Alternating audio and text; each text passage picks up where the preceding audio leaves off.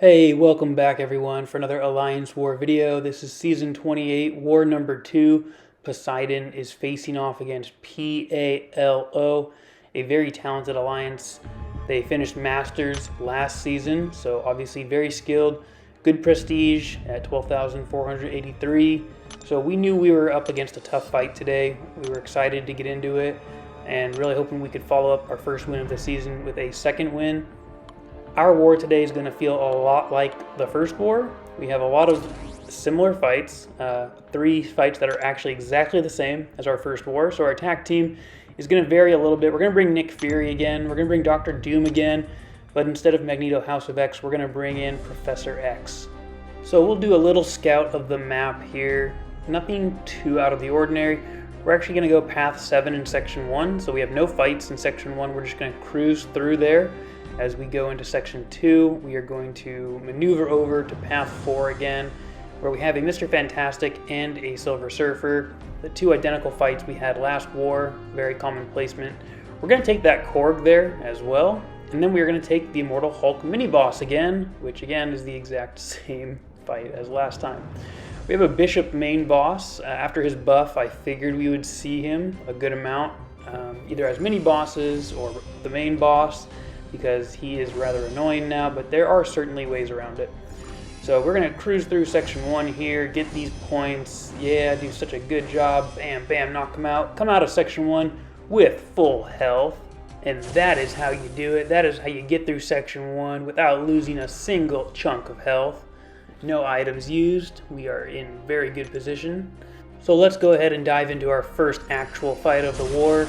Mr. Fantastic, we saw him here last war as well. He was only a rank 2 6-star last time. This one's a 6-star rank 3, so that steady build-up unblockable and special burst node. Again, it's going to make him go unblockable whenever he throws a special, because we're going to have 3 debuffs on us. Fortunately, Nick Fury, still a really good counter. We're just going to knock him down whenever we have those debuffs on us, and it's going to purify them, and he'll no longer be unblockable. So that is the strategy.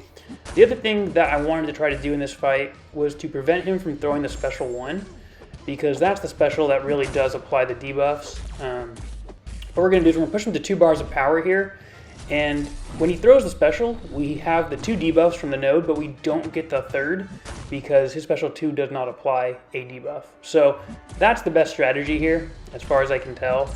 Don't let him throw a special 1, just turtle up and make him hold to that special 2. We're doing a good job of it here again so far. We're landing our parries, no issues. He's at 2 bars of power. He throws it really easily. Easy to evade. Go in. He gave us a nice little evade there. Scared me for a second, but we're going to throw the special 3 here. And dude, this must be the weakest special 3 in the game. He's in Assassin's range. He's only at 8% when we threw it. He's now down to 3. I mean, that is just ridiculous. He's unblockable here temporarily. He's evading us again. He's at 2%. We finally get a nice intercept to finish him off. So that went a little bit smoother than the first time we faced him last war, but still wasn't perfect. It took 49 hits, but we got the full attack bonus. Ultimately, all's well that ends well, and we come out of the fight with plenty of health, and we're still in our first life, so we are not concerned about Nick Fury at all. Our second fight up here is going to look very familiar again. He's a 6-star rank 3 Silver Surfer, steady build-up unblockable, crumbling armor, heal block debuff, yada yada. Dr. Doom just makes this into a duel fight pretty much. Super simple. We're just going to attack into him. We're going to try to throw our special 1 when we can, steal his power, gain power faster, get to the special 3, and then get into the Doom cycle, and it's over after that. And so right here, perfect start. We're going to steal his power. Our light attacks are going to be stealing power now, getting us to a 3rd bar of power even faster. We're almost there. Just going to block the special 1. That wasn't ideal. The best thing to do is to throw the special 3 when he has 2 or more bars of power, so you can steal that and just recycle special 3s. He's not really cooperating this time. He's actually throwing the special very liberally, so we're waiting to throw the special 3 until we can get him closer to 2 bars of power, which we can do right here for the most part. We're really close. We're going to take him to Castle Doom and nuke him down.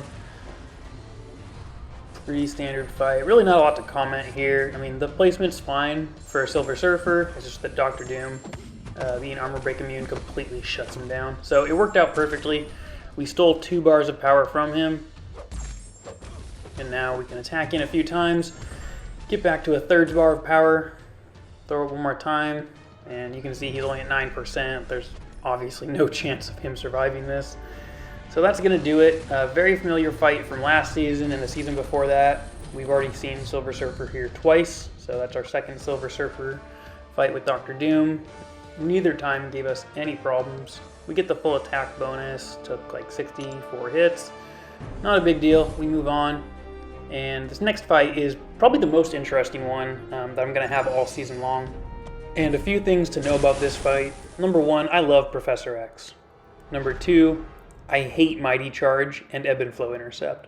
So this Korg is only at rank 49, fortunately. He has a 6-star rank 3. There's the Ebb and Flow Intercept, Mighty Charge, Crumbling Armor.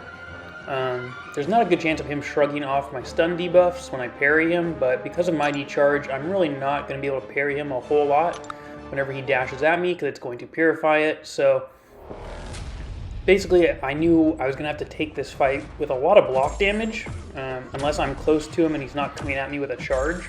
And so far it's working out. I got a little lucky. I was late on my heavy attack there. So what I'm going to do is I'm basically just going to sit here and turtle up whenever he charges at me and just wait for my openings after he does a combo into me, or wait to punish the heavy attack. So that is kind of how I thought of this fight was going to go. I was prepared for it, but it does make it harder to get to my 100 channeling charges because I cannot parry stun him on the Mighty Charge. So basically we are trying to channel right here to get as much as we can. Take a little bit of a hit right there. That's my mistake. Mighty Charge again prevents me from parrying, stunning him. So we are going to try to get to our special 3 when his shield is shattered, when he has no power. So we're trying to bait out special 2. I get hit again right there. We now have the Falter active again, which is a nice fail-safe to have with Professor X. But now I need to intercept him, and I make a crucial mistake. There goes my Falter for 1. The second thing that I forgot is that my channeling charges are not at 100. And if you throw a special 3 when your channeling charges are not at 100, it's not going to trigger mind control. So keep that in mind.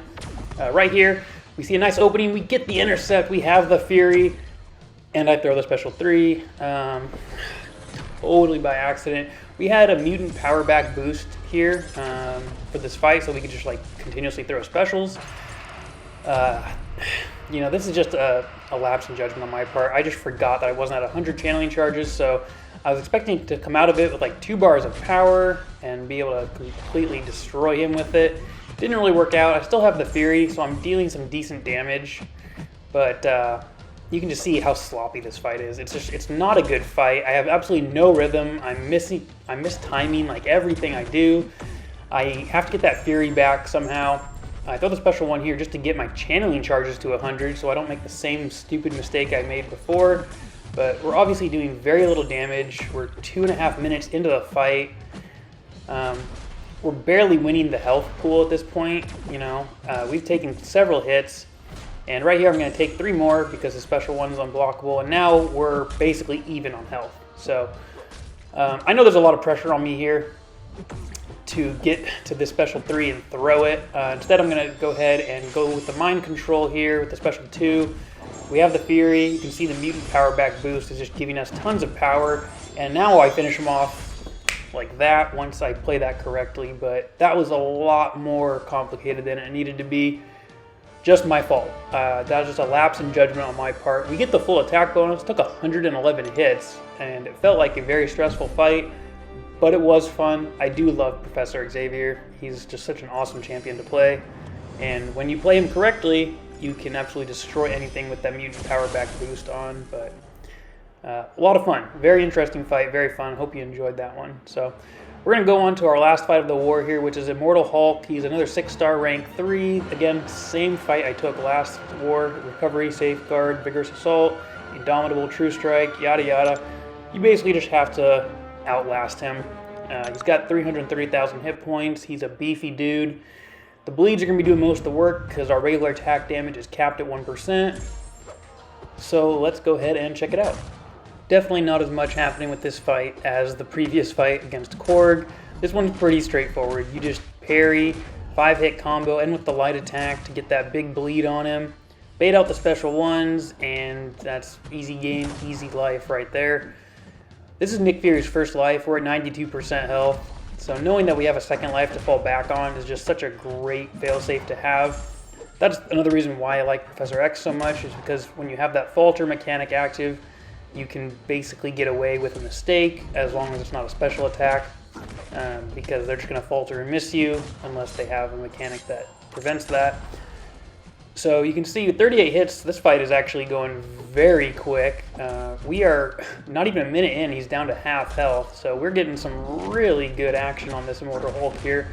The bleeds are just ticking him away. He's throwing that special one pretty easily. I don't have to work too hard to bait it out. And given the parry and dexterity issues in the game right now, that's definitely a good thing, not having to do that too much. We're obviously boosted for this fight. Nothing major, just the attack and health boosts. So, like I said, pretty straightforward. We're going to throw the special one because we get a lot of hits out of it, and each one of those hits is capped at 1%. But the fact that we have so many of them does do more damage, I think. And yeah, we're pretty close to the end here. He's in Assassin's range, not that it matters. You bait out another special one, keep the bleeds on him. The bleeds are what prevents him from recovering and going into his like immortal stage. So we really don't want to have to kill him again when he's going through like the healing and regen. So there you go, 98 hits. That was actually a faster fight than last time. Took slightly over 100, so improvement, progress. Full attack bonus achieved. That is going to end our war. And yeah, another deathless war, so felt good. Here's BG3. I got the snapshot this time, so after it's all said and done, our defense racked up 4 kills. We only died 1 time. Big shout out there. That's awesome. 1 death is fantastic. We only had 2 in our first war, so this is actually an improvement. And you can see the fight duration numbers. The lower is the better, because that means you're finishing the fight off faster, I believe. So we actually cleared our fights faster than they did as well, which is pretty cool. So we're going to go ahead and check out the end result. It was a loss. We actually left a defender up, which is tough to deal with. That's going to hurt a lot in this level of war. Diversity was perfect, but the attack bonus was lost. We died 30 times. Ouch. That's rough. They only died 9, so hats off to PALO. Congratulations. That's a nice win. A pretty convincing win on paper. Those 30 defender kills looks like they absolutely beat the crap out of us. I think it was a little closer than that. I think a lot of those were overkills, but obviously they had a lower fight duration as well, so they had us in pretty much every aspect of this one. Tough loss, but you know what? That's what makes this game interesting, and makes us want to improve and bounce back and do better the next time. So hopefully we can. Hopefully you enjoyed these fights. I'll be sure to keep uploading more videos as they come, and we'll catch you then. Later, y'all.